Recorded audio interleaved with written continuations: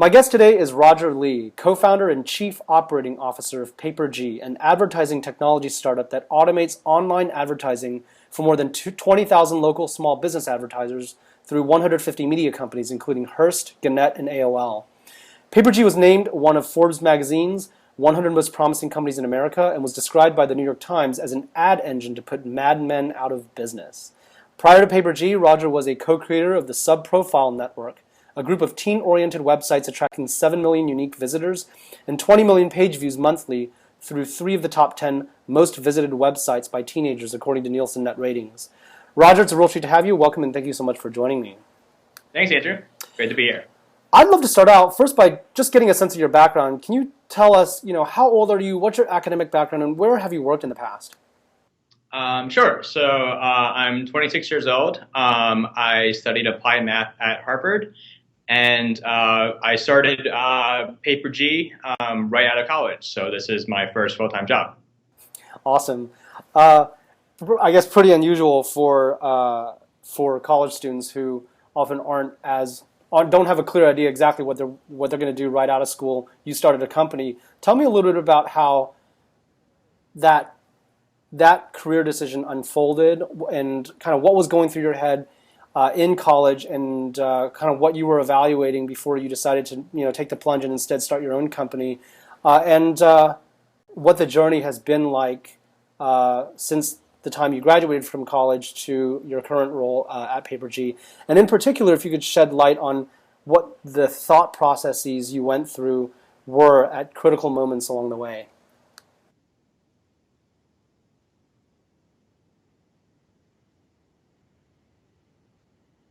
Sure. So I think that what kind of started it was, I first got really interested in the internet and in startups in general, starting from high school, actually.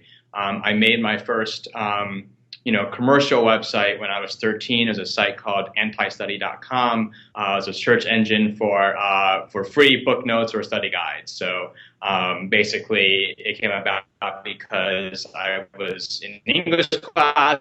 We were reading his books.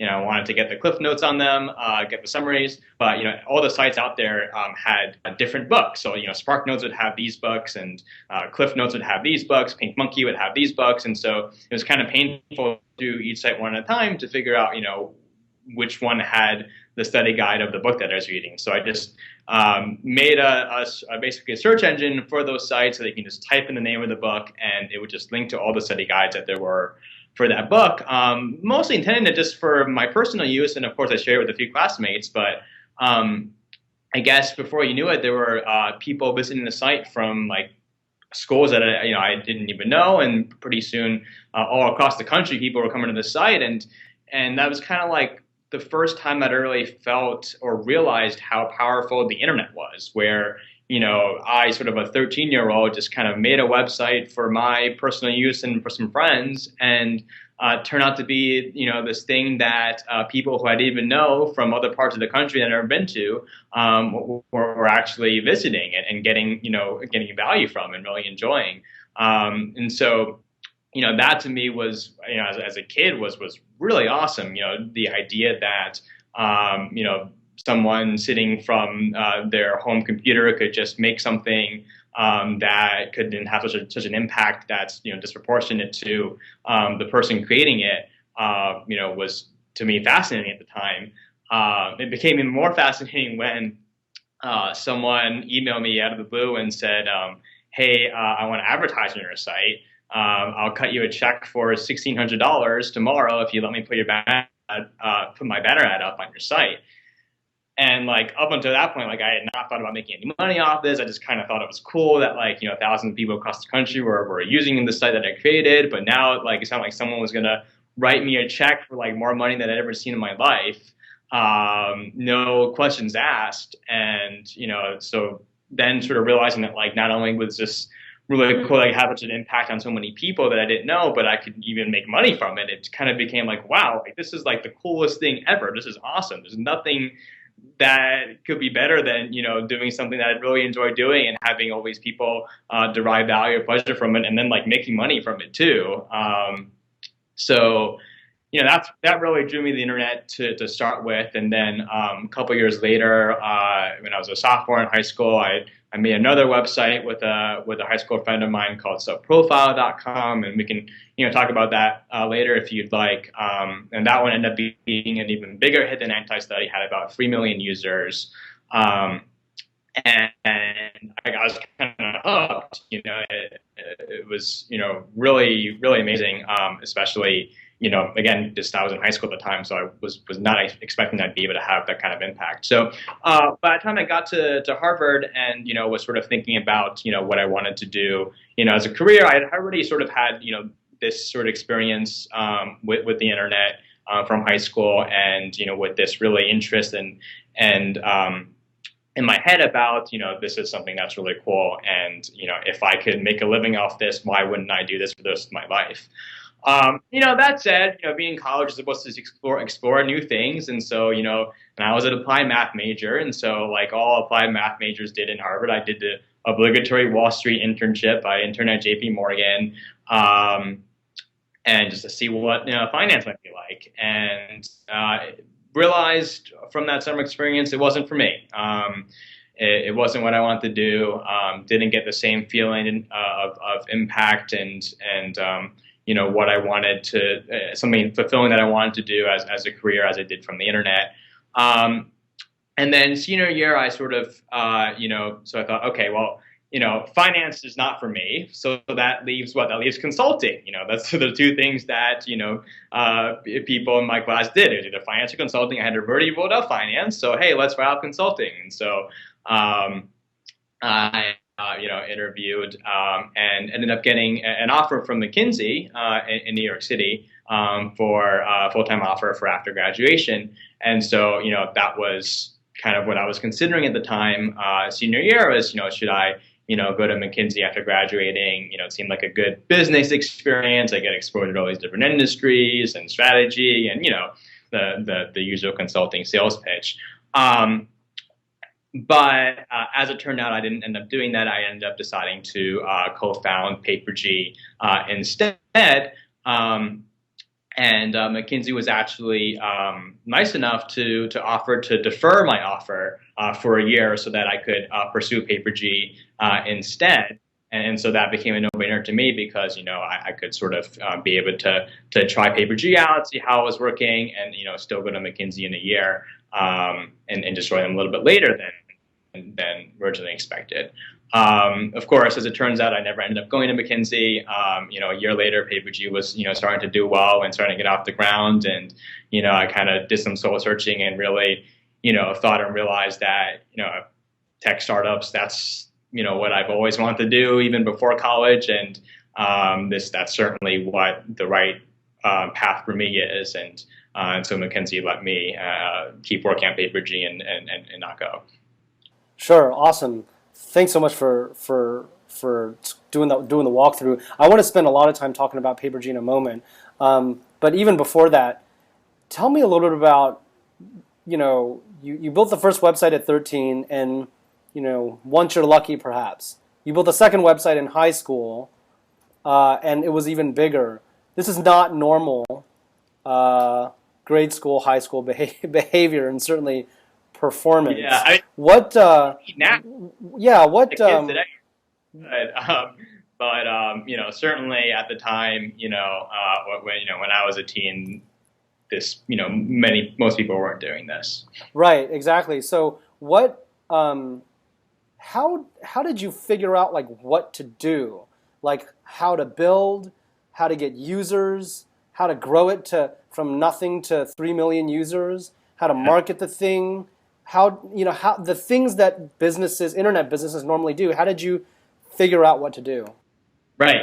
And also, if you could spend a little bit of time also talking about, exactly what Subprofile Network was and kind of what you guys did to set context, that'd be helpful. Sure. Yeah. So I guess I'll talk about Anti-Study first, and then talk about Subprofile after that. So in terms of learning how to build, basically I, sort of played around with BASIC as my first programming language, probably when I was like 10 or something. And then when the internet started taking off, became really interested in trying to learn HTML, and sort of some of the basic building blocks of the internet, and sort of learn HTML when I was, I think around 12. The way that came about was that my family over the summer was going on a trip to Taiwan for 3 weeks to, visit some relatives. My grandmother was there. And, I was really worried that I wasn't going to have anything to do for 3 weeks. We're just going to be sitting around in my grandma's house in Taiwan with nothing to do. And somehow I got the idea, hey, maybe I should buy a book on HTML and read that in the 3 weeks of boredom I was going to have in Taiwan. And so that's kind of, how I first picked that up. Later I ended up, learning JavaScript, CSS, and Perl as my first server-side language.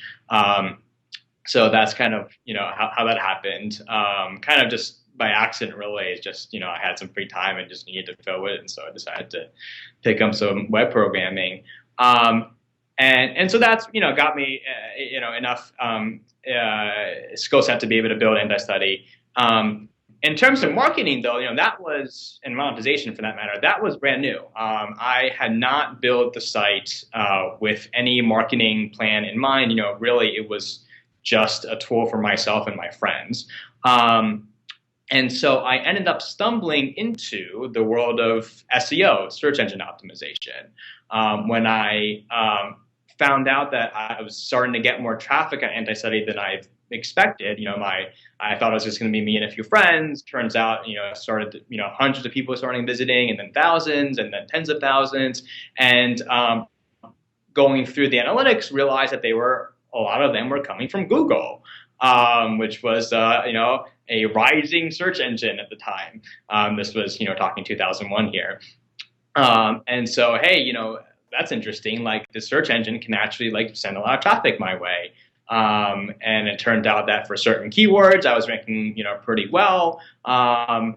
And so started to really explore that further and research it more and figure out, okay, well, I have this search engine that's sending me all these visitors. Like, what can I do to get more visitors? And so really started to really learn more about search engine optimization. And I read about it online. I visited a lot of different forums that were SEO focused. Really, and not at the time, not many people were doing it. It was certainly less popular than it is today. But so, really tried to figure out, what I could do to really gain an edge with that and try to get more people visiting my website. So that's kind of how I got my first start to SEO and really learning about that, and really using that as a strategy to get more visitors coming to the site. And with the second site, with SubProfile, that, again, that we originally didn't really build with mass distribution in mind. 3 million users was way more than we ever expected it was going to have. What was the site? Like, what did it do? So, so subprofile.com, it was created, I think, in around 2003. And at the time, AOL Instant Messenger, AIM, was very popular. That was the way that, everybody talked to each other. This is pre-MySpace, pre-Facebook, pre-GChat, et cetera. This is where AOL Instant Messenger was the way that you talk to your friends online. And so, all my friends used it and everything. And in AIM, they had a very basic way to create a profile about yourself, where someone that was chatting with you could click on this info button and up would come a really small window that sort of you could write some text in it. So very basic, up to 1,000 characters of just plain text about whatever you wanted to write about yourself. And so, my sort of friend and co-founder of SubProfile had the idea of, this is pretty limiting. You can't do very much in this profile because you can't write very much. It's kind of boring. You can't spice it up. What if we could create a service that allow you to have a richer profile, include more things in it, include unlimited text than just 1,000 characters. And so SubProfile was born, and it was basically a a profile service where you could make a really interesting profile. You can have things like polls and quizzes and links, and you can see who had visited your profile and how many times people have viewed your profile. You could have people write in your guest book, which I guess now they call it the wall. For Facebook, and basically just have like a really interesting profile service, which at the time was really innovative because again, there was no Facebook, there was no Friendster, there was no MySpace, so this was sort of one of the earliest profile services,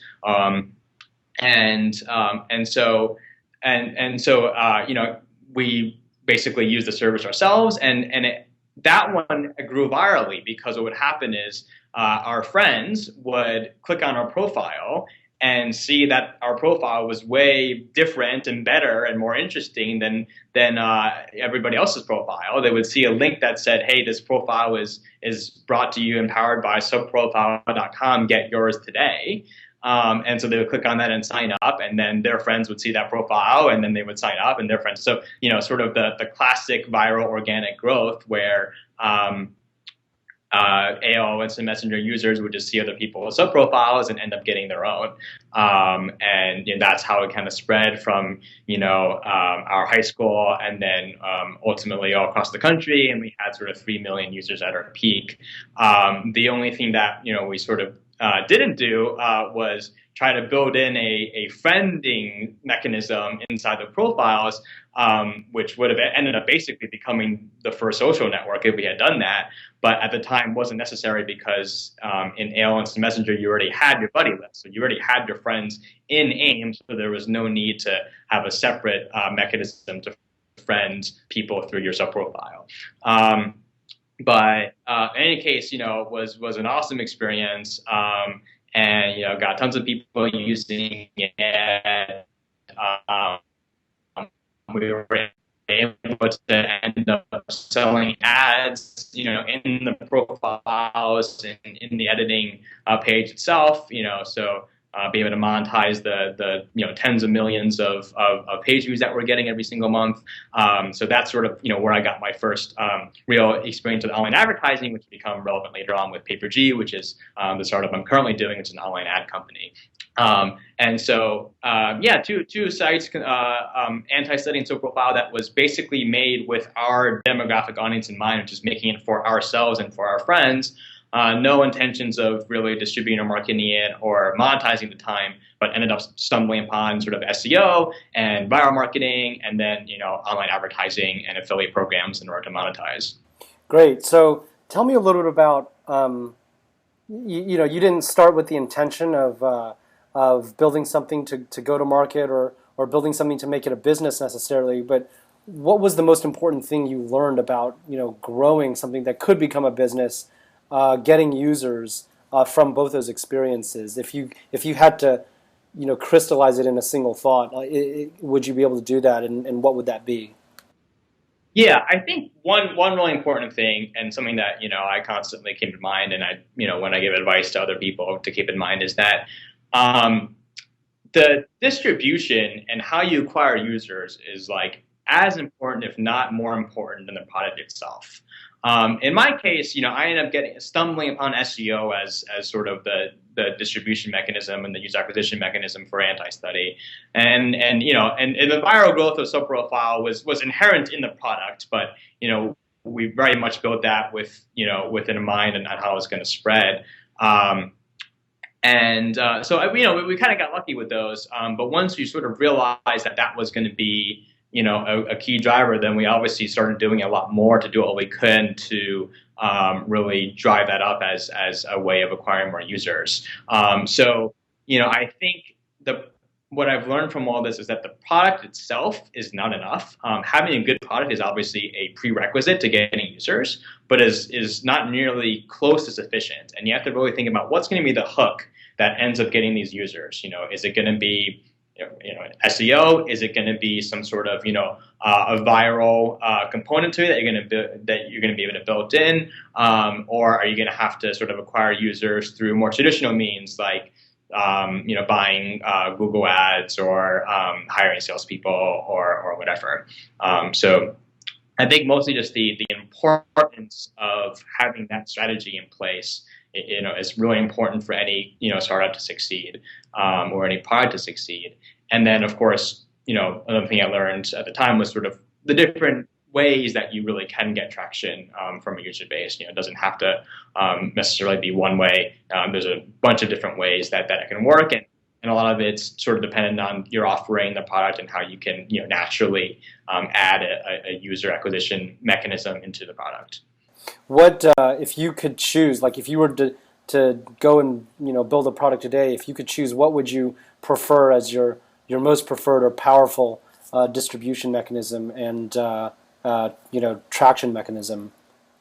Yeah. So, if this was a consumer web product, something that was targeting, regular people instead of businesses, I really like the viral component. I think that's one of the most, natural ways to get users is to have a product that's going to have a viral hook. And one of the personal side projects that I ended up creating a couple of years ago called Job Change Notifier had this viral hook in it, and the product was built, specifically with that user acquisition strategy in mind, where anybody who signed up for the service would be able to refer other people to the service, and that's how it ended up getting more users over time. In that case, what that product, what exactly was it, and why was a user incentivized to refer other people? Yeah, so Job Change Notifier was basically a LinkedIn service built on top of the LinkedIn API, where you could just get an email alert whenever any of your LinkedIn connections changed their jobs. And originally built this because at PaperG, what we found was we had a lot of business contacts that were in our teams LinkedIn networks. But for whatever reason, those business contacts couldn't really help out or be a customer of ours just yet. Maybe they were not high enough in the hierarchy to be able to make the decision, or maybe they weren't at a company that was completely relevant to us. But then once they changed jobs, if they got promoted or they ended up leaving their job for another company that suddenly became relevant to PaperG and what we do, those fans of ours end up becoming legitimate leads that could become customers. But the only problem was that LinkedIn didn't make it very easy for you to find out when your connection changed jobs. So oftentimes it would go overlooked that this really big fan of ours had actually suddenly become promoted to VP and could end up doing a deal with us. And so I created Job Change Notifier as a way to be able to sort of just get an email alert, very simple. Just get emailed whenever one of my connections changes jobs. That way, I'm always staying on top of what's going on in my network, and so that if a new sales opportunity results as a result of it, then I'll know right away. And turns out that had other use cases too. So recruiters really love using this because they could get a sense of like who's moving around with jobs. So if someone in their network changed their job, well, that means two things. One, that means that the old company probably has a new opening now because they have to replace the person who left. So that's great for a recruiter to know. And secondly, the new company that hired this person is probably hiring more people. And so that's also really good to know as a recruiter too. So that became a really cool use case. Business school students used it to just sort of see what was going on with all the contacts that they had made, in business school. We had some journalists who use it to sort of, see when, to get breaking news, for example, when, an exec departs a company or like a startup founder suddenly now works at Google, maybe there was sort of some, acquisition that happened there. So ended up having a sort of a broad range of cases. Oh, and to answer your original question about the virality of it, basically, signing up for Job Change Notifier is very simple. You go to the website, jobchangenotifier.com. You click a button which connects the service to your LinkedIn profile. You enter the email address that you want the email list to get sent to.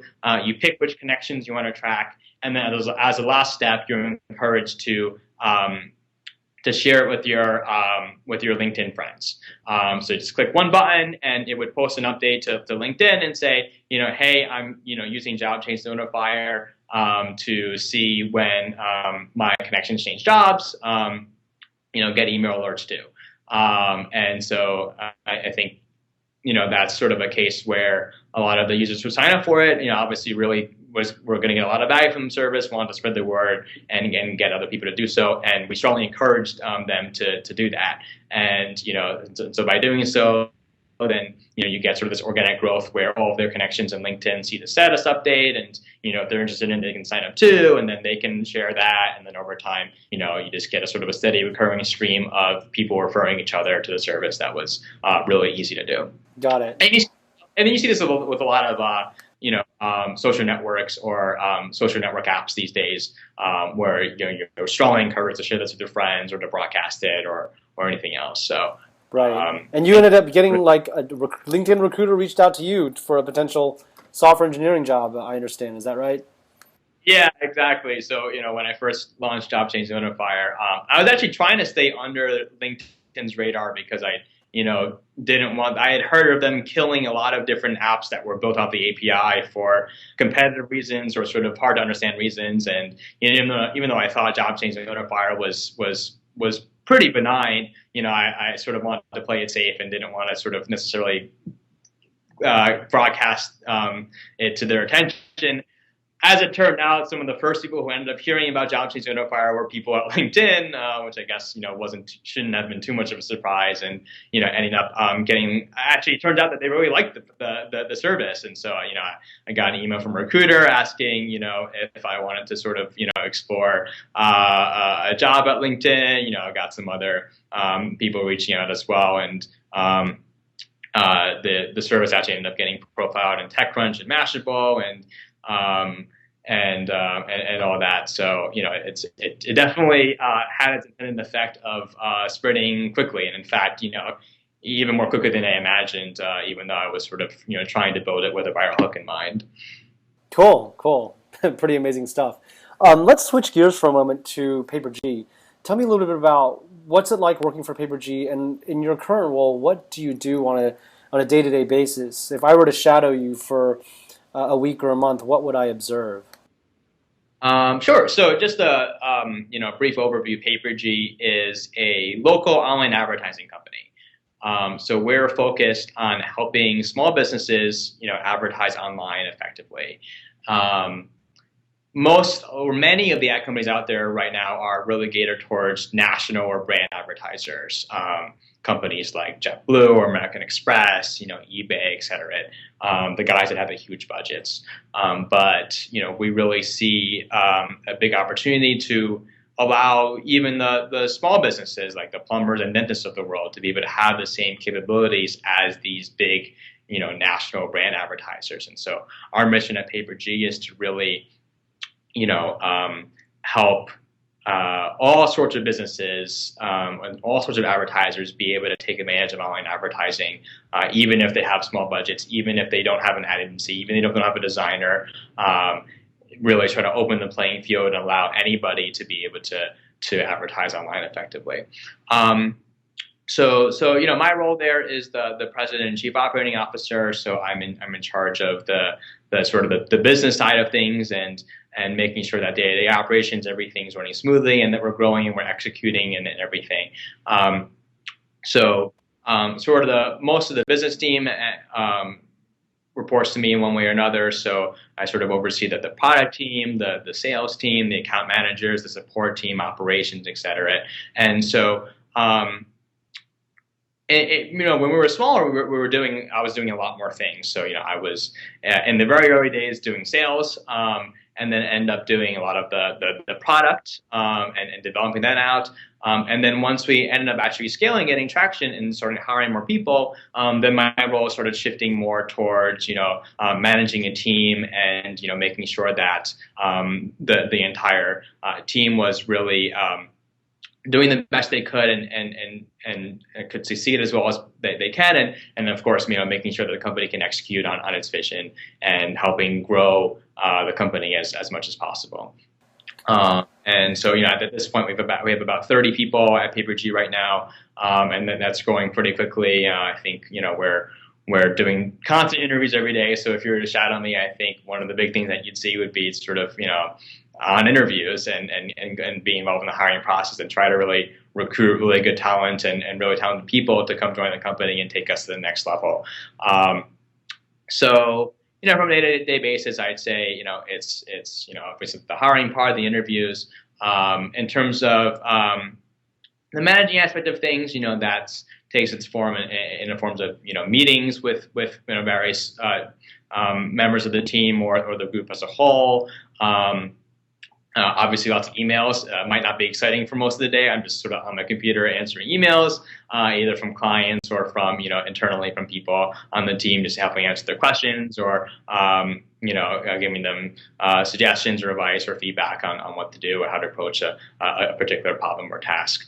And then, of course, as a co-founder and really responsible for trying to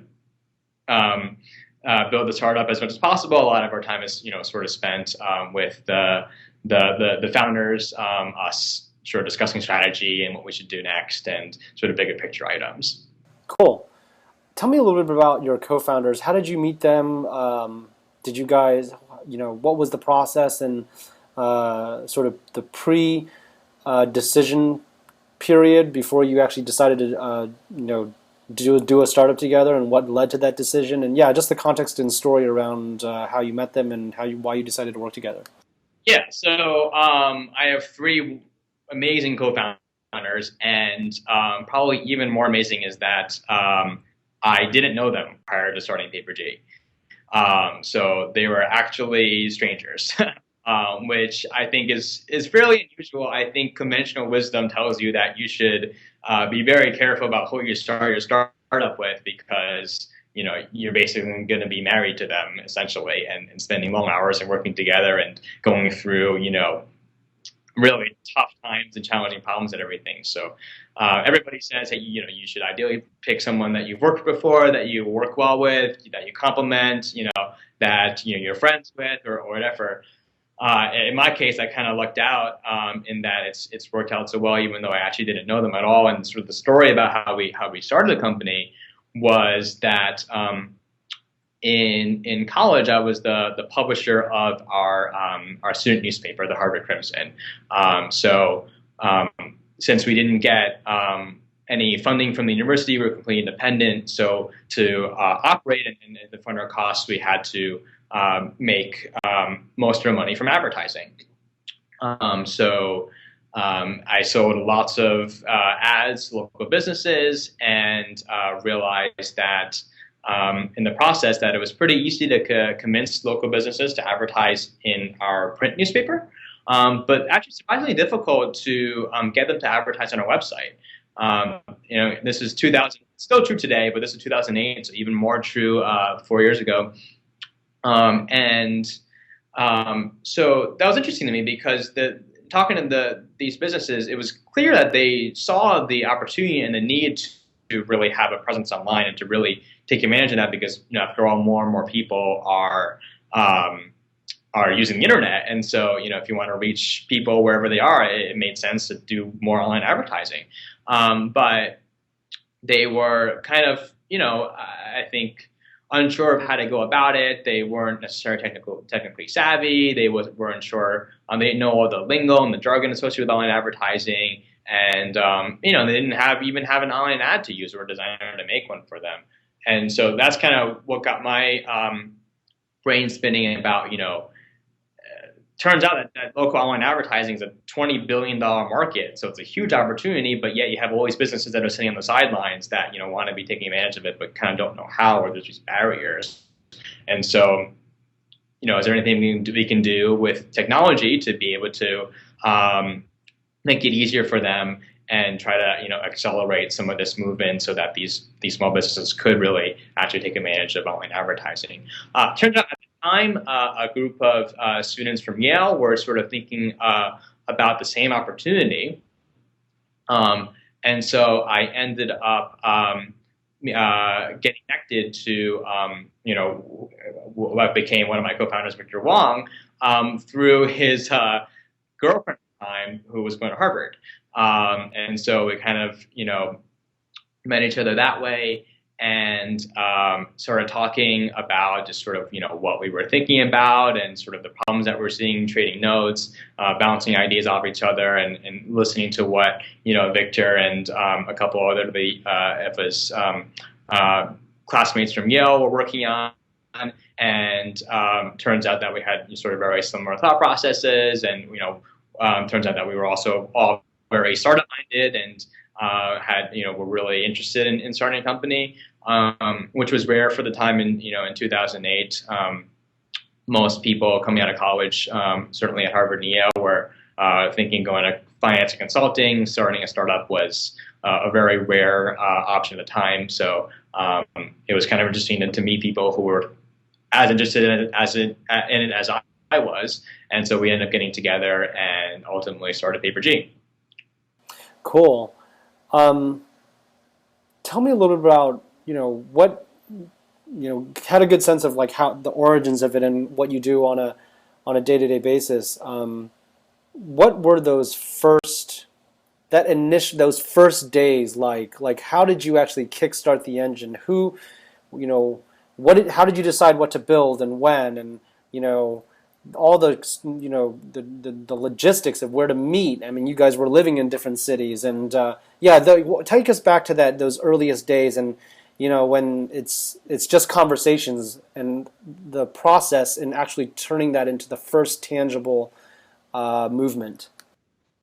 Right. So definitely lots of brainstorming conversations early on. It was very informal. And really, I think once we identified the opportunity and the problem we're trying to solve, the question became, okay, well, what's going to be the best way to solve it, and what can we do specifically to help, make online advertising easier for these local businesses.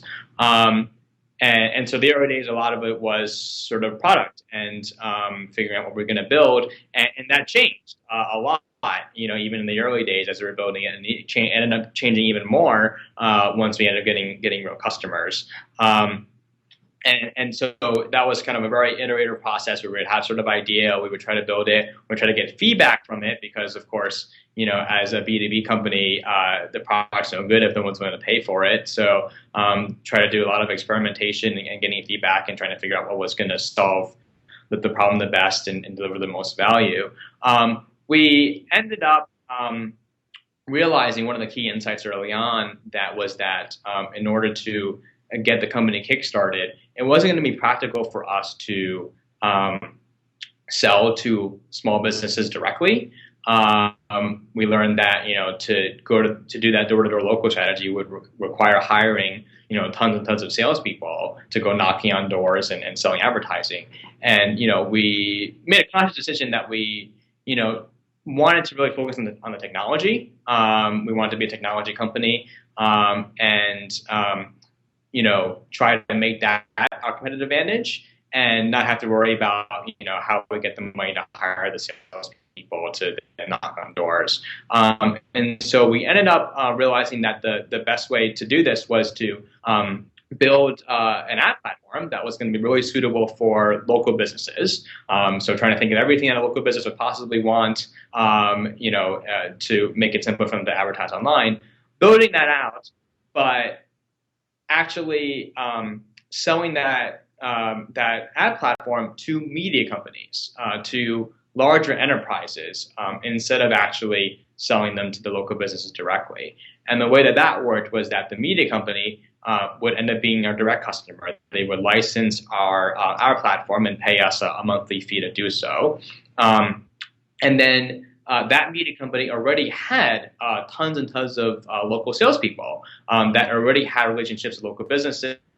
They are already selling something to these businesses. It could be a newspaper ad. If they're a newspaper, it could be a television ad or a television commercial. It could be a website or whatever else. In the early days, it was newspapers primarily. And so since they already had that sales team and these relationships with local businesses, it was a perfect entry point for PaperG, where we could just sell our technology to this media company, to this newspaper, and their salespeople would be able to then use that app platform to sell online advertising to all of their small businesses that they had relationships with. And so that's kind of what became our business model in the beginning. And since then, we've sort of brought in beyond newspapers to all sorts of media companies. Whether that's companies like Gannett or Hearst, or a company like AOL or Time Warner Cable, et cetera. But I think the impetus first came from, and key insight first came from the fact that selling to these media companies was going to be sort of a route that would allow us to leverage our technology combined with their sales team to really produce the best result for the local business. But one of the key challenges that we had when we first started was no media company actually was willing to pay for our product. Yeah, exactly. That was what I was going to ask. Once you have one or a couple, you can point to those to sell the next guys. But for the first guys, you guys are just out of college. You don't have a track record, and they might be stodgy guys who actually make the decisions. In what world? How do you get them to sign with you? And it was really challenging for us because so in terms of steps to starting the company in the early days, one, get your co-founders, okay. Two, figure out what the opportunity and what problem you're going to try to solve. Three, figure out what product and what your solution is going to be and build that. And then four, find your customer. And so we finally got 1 through 3, and then now we're trying to figure out 4. How do we get our customers? And it was tough because we as college grads, people who just graduated college have no work experience. We didn't know any media companies or any newspapers. It's not like we had worked in the industry before. We had no connections there. We had no experience there. And so we had to do a lot of sort of classic networking and cold calling, trying to, call on everybody that, we could find, to try to get feedback on our product, and to more importantly, try to find our first customer. And so, lots of cold emails, cold calling. We tried to get intros and everything, and most people just sort of ignored us, right? Didn't email us back, didn't answer our phone call. It was tough. But luckily, we did get one response from someone from the Boston Globe. I think it was the VP of sales or someone similar to that regard actually agreed to meet up with us and sort of hear about our idea and our product, and we were like, awesome, this is like the opportunity we've been waiting for, is to get a meeting with the Boston Globe, with an exec there, and this is going to be our shining moment, and this is where we're going to go in there, wow them with our product, and convince them to write a check and pay us for it. And so we went to that meeting, we did the pitch, ran through everything, and showed them the product and try to tell them why it was awesome and why it would really help the Boston Globe get more sales, and help the Boston Globe get more of the local businesses to advertise online. And at the end of the meeting, he liked the product and could see the fit, but ultimately decided that he didn't know for sure whether it was going to increase the revenue, and so he couldn't commit to actually paying real money for it. He thought it was a good idea in concept, but there was no proof that it was going to actually work out for them, and so decided not to go forward with signing the deal. And so kind of left from that meeting, pretty dejected. Thought this is sort of our chance, and we blew it, and what do we do now? And we thought about it a little bit more, and realized that what was obvious to us was that we had to prove that this product actually worked. We had to somehow demonstrate that this was actually going to increase sales for the Boston Globe. And of course, we didn't have any other customers to point to, so we couldn't say, oh, it worked for this newspaper, so it'll work for you too. We couldn't do that because we had no customers. So what are we going to do? So we ended up deciding that we, instead of asking the Boston Globe to pay us money for our ad platform, we ended up offering to pay the Boston Globe instead, and really sort of turned it around. And the way it worked was we told them that, hey, what if we bought ad space on your site? What if we paid you to run ads on the site? And so, you don't have to do anything, just run our ad up there and, we'll pay you for it. And so, of course, they said yes, because, why not, right? And so once we got that in place, then what we ended up doing was we used our own ad platform to try to sell ads on the Boston Globe's website. And so, the founders, we kind of tried to, eat our own dog food and actually went out and used our ad platform and went door to door to local businesses and tried to sell them on advertising on the Boston Globe's website, using the product that we created. And it turns out that it ended up working. We ended up getting local businesses that said yes, and decided to advertise on the website. And so, over time, we sort of ended up building a steady stream of advertisers in this ad space. We ended up paying the Boston Globe for it. The whole point of this, of course, wasn't actually to pocket the difference between what the advertisers were paying us and what we were paying the Boston Globe. But the whole point of it was to demonstrate that, if a couple of, college kids with no sales experience can actually profitably sell ad space on the Boston Globe's website using the PaperG's product, that surely a well-trained sales team at the Boston Globe could do even better. So proving out the business model to them by doing it ourselves and making the case that hey, look, we're making more money off your ad space than you were making before, and we're just kids. So thinking about what you can do if you were to give your sales team access to this, amazing technology that we built. And so that ended up working. They ended up seeing how the value and what it could do, and so the Boston Globe ended up becoming one of our earliest paying customers. And then from there, we tried our best to make sure that it succeeded, and luckily it did. And so the Boston Globe was doing really well with this, was making a lot of new revenue from online advertising from these local businesses that they didn't have before, and really demonstrating that this technology, this product that we had built was working. And then so from there, it became easier to get our second paying customer. And then once that was even more successful than the Boston Globe, and easier for us to get a third and fourth, fifth customer, and kind of just snowball from there, where we were able to point to these really successful cases. And we end up getting customers referring us to other customers, and sort of building out our reputation and our value there. Amazing. So how long, by the way, was it between signing the Boston Globe as the first customer to landing the second customer? Like, how much time did you spend getting the experience for the Boston Globe right before you tried to take it to the next customer? While I don't remember exactly how long, but I'd say probably about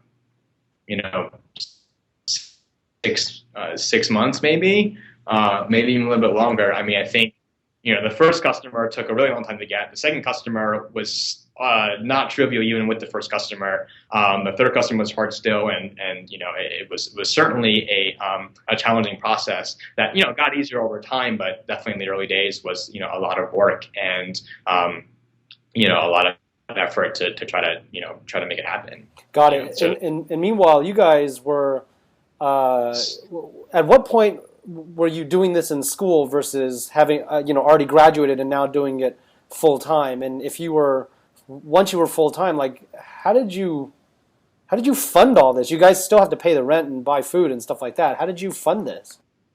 Yeah. So let's see. I mean, PaperG launched in 2008, which is the year I graduated. So, started working on it, while I was still in school, but, ended up graduating and starting working on it full time. My other co-founders, either they had graduated too, or a couple of them actually ended up taking a leave of absence from school to pursue PaperG full time. And so, yeah, the shift from student to full time was a big one.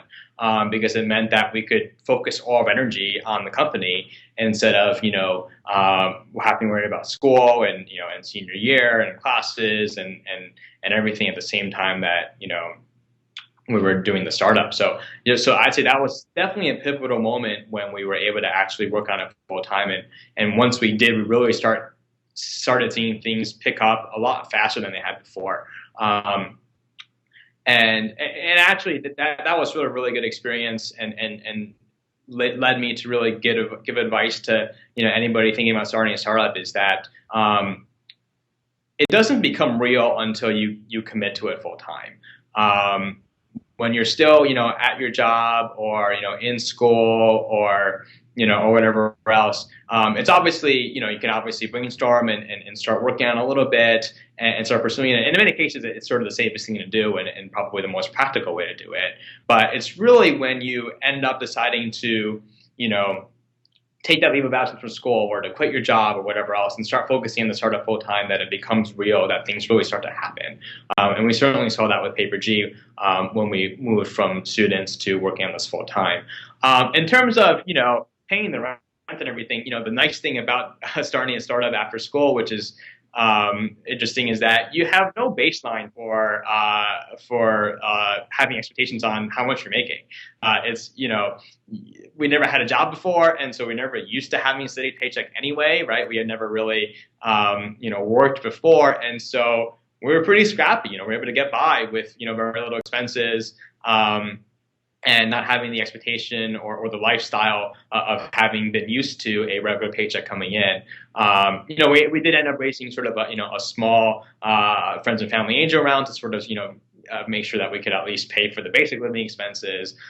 We lived on, $5 burritos for a while, that sort of thing. But yeah, I mean, that's, actually one of the big benefits. A lot of people, when they're thinking about starting a startup, you're either coming right out of college or shortly thereafter. A lot of people, ask and wonder, maybe I should build up some work experience first, and sort of build up some savings first before I actually take the plunge into a startup. And so a lot of classmates, even my year, they were interested in ultimately starting a company, but they all thought that it was wise to get some working experience first and to work at a big company, see what that's like, get that steady paycheck, build the savings, and then, maybe a few years down the road, then start a startup. And certainly, that's certainly a fine approach, and many have done it that way and done great. I kind of took the opposite approach where I just kind of dove right in and started the company. And I think one of the big benefits of doing it that way is that you don't quite have these, expectations of a steady paycheck. You're not sort of, used to a certain lifestyle. Certainly, it's nice to do it before you have a family, before you have kids, before your expenses really start to get a lot bigger. When you're just coming out of college, your needs are pretty basic, and so it's actually in some ways the best time to start a startup because you're able to really be scrappy and do what it takes to get the company off the ground. Roger, in all these experiences so far, you've had, I mean, you're not too far out of college, but you've done a lot already. What's the biggest learning you've had in your career so far that you'd say? Yeah, I'd say along the lines of when I was talking about it in terms of just jumping right in. I think one of the key things is that for anybody that's thinking about doing a startup or starting a company of their own is to really just dive in and do it, and not worry too much about do I have the right experience for this yet? Do I have the perfect idea?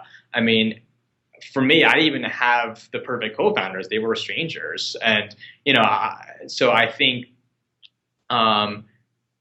it's not terribly important to or as important as people make it out to be to really get everything perfectly right, to have the exact background experience for what you're doing, or to have the perfect co-founders that super well and work well with effectively. It's not that important if your initial idea isn't amazing or perfect. I think the most important thing when you're just starting out is just to commit to it and get started, because what ends up happening is that so many things change anyway.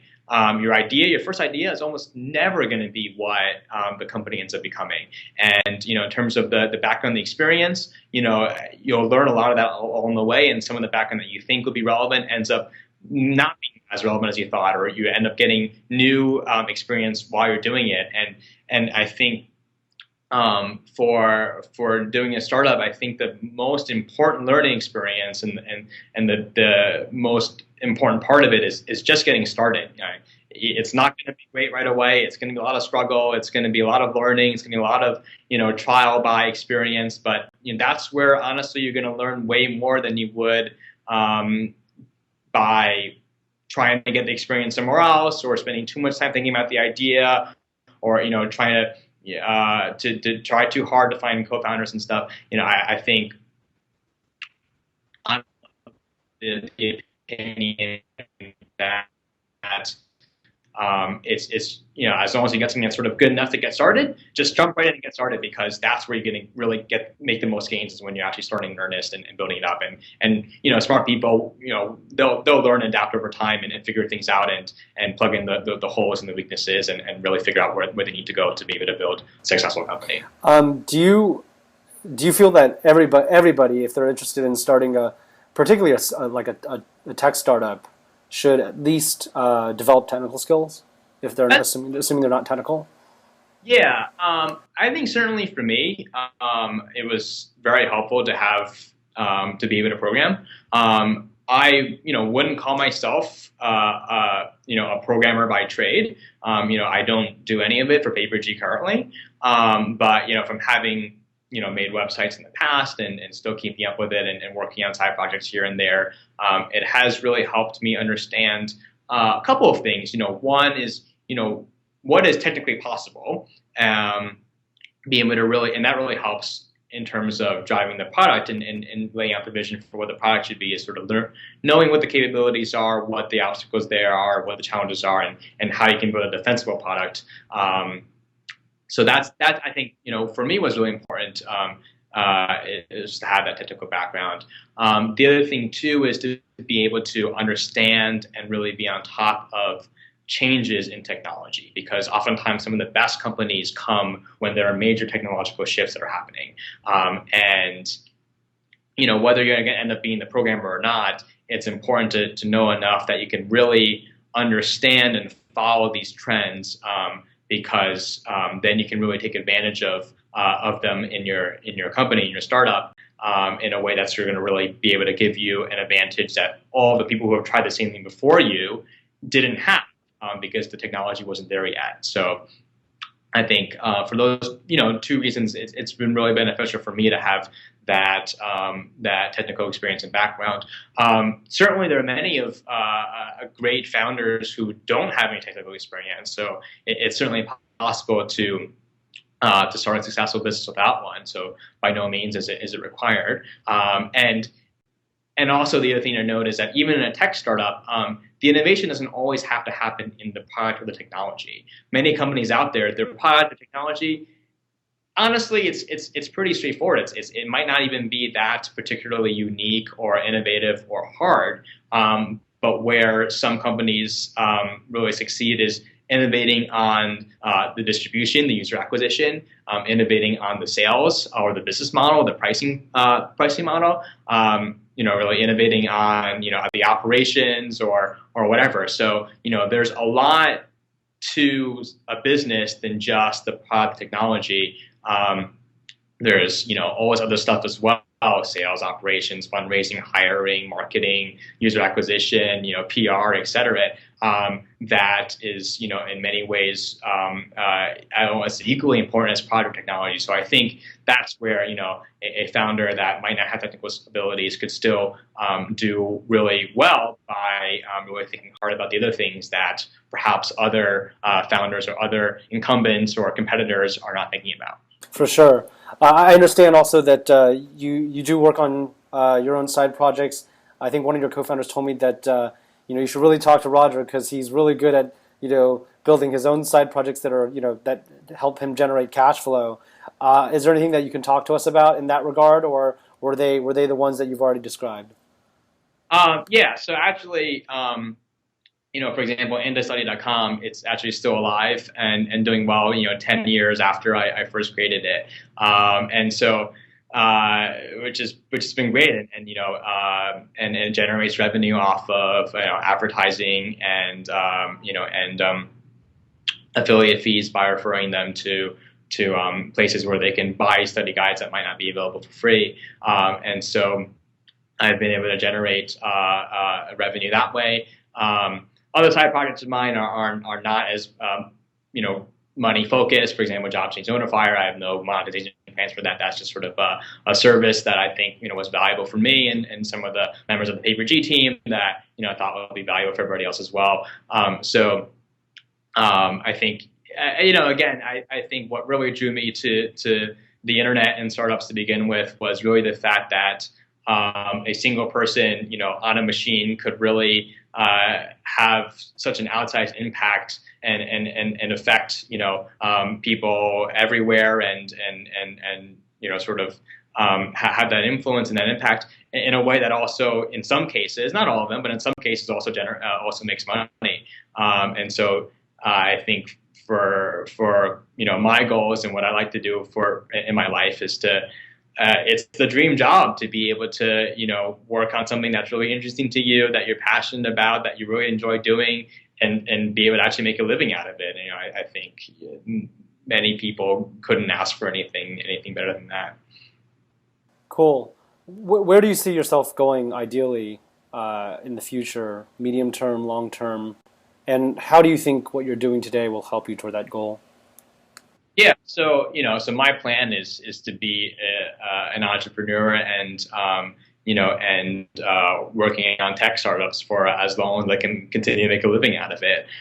So right now that's PaperG. That's what we're trying to really grow, and we hit profitability last year. It's been growing really well, and so we're obviously trying to continue to make that a success and take it to the next level and try to go even further.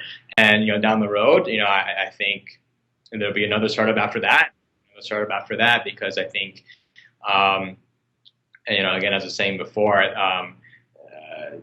starting a tech company is really the most effective and best way that I can really have the greatest impact on business and on society. And to me, when you think about the short time that we have here on Earth, what we hope to get out of it, what are our goals? To me, it's really to make an impact and to really, change things for the better. And so if you think about it that way, what's really the most optimal or the best route to doing that? And for me, for many people, it's technology. Last question for you, Roger. What practical advice would you have for folks who, are inspired by your story? I certainly am today. For them to just think about as they navigate their own career choices. So I think one, if you're thinking about starting a startup and getting into that, one of the things that I would really recommend is to go and do it and commit yourself and actually take the plunge and get started on it. And it's going to be scary. And so definitely, seek out the advice of people that have done it before and sort of get their story and how psychologically they, were able to sort of, make that commitment and make that shift, because it's certainly a big decision and it's very psychological. But that's really the best way is just to dive right into it. So that's sort of the first piece of advice that I would have is to not worry too much about having the perfect idea or anything else. It's just to dive right in, and that's the best way you'll learn. The second thing I would say is to and for me this is really true, is to really spend your time to just be creative and to make things that you think are interesting, whether there could be viable businesses or not. For me, some of the earliest websites I made were not made with a startup in mind or with fundraising in mind or anything like that, or even with monetization in mind. And certainly even some of the projects that I do today, aren't really viable startups in themselves, but I think in all those cases were areas where I thought there was a need that I could address, that and a problem that I could solve. And that sort of for me, it has been really helpful because, one, it sort of, gets me in the mode of always thinking about, where can I solve a need? Where can I really add value or contribute to someone or a group of people, and brushing and actually building that, because after all, what we're doing with when we do tech startups is trying to build a service and later a company that's gonna be of value to people. And sometimes those things, again, can be viable businesses. Sometimes they can't. But training yourself to thinking, regardless of whether it's going to end up being a startup idea or not, training yourself into thinking about ways that you can really make things better for people, and actually going out and doing that, no matter how trivial or straightforward or unmonetizable they might seem, just gets you in that habit, so that eventually, inevitably, you will have and stumble upon and think up an idea that ends up becoming a viable business, and then that will end up being your startup company. Roger, I really want to thank you so much for taking the time to join us. I know we even went a little bit over time than what I had promised, but this was so interesting and fascinating to me, and I just want to thank you for sharing your thoughts, and I believe it and hope it will be as interesting and informative and inspiring to our readers and listeners as well. Thank you so much. Oh, thanks a lot, Andrew. Take care.